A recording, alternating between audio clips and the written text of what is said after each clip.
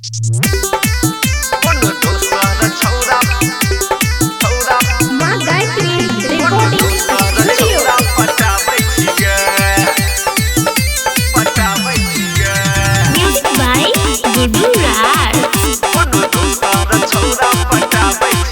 रोजे रोजे बहाना बनाबै छी गे किया हमरा तू छौरी सताबै छी गे रोजे रोजे बहाना बनाबै छी गे किया हमरा तू छौरी सताबै छी गे किया तू मुड गरमाबै छी गे देखी देखी मुँह घुराबै छी गे कोनो दोसर छौरा पटाबै छी गे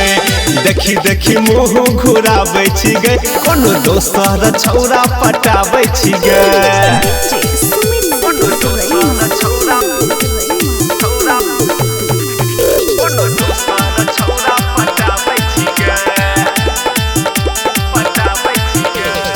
निक ने लागो तोहर चले चलन गे तोरा जवानी में लागो गरहन गे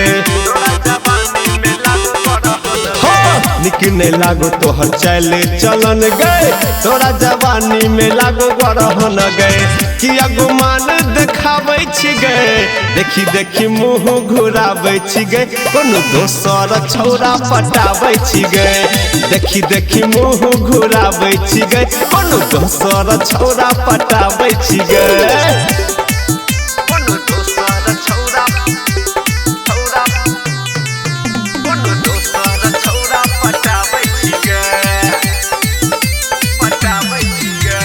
म्यूजिक बाय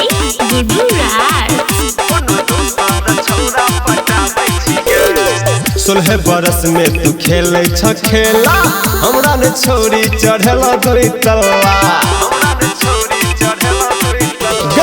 सोलह बरस में तू खेले छ खेला हमरा ने छोरी चढ़ेला तोरी तल्ला झुनझुनवाला के समझाबै छी गे बेरी बेरी मुँह घुमाबै छी गे कोनो दोसर छौरा पटाबै छी गे देखी देखी मुँह घुराबै छी गे कोनो दोसर छौरा पटाबै छी गे।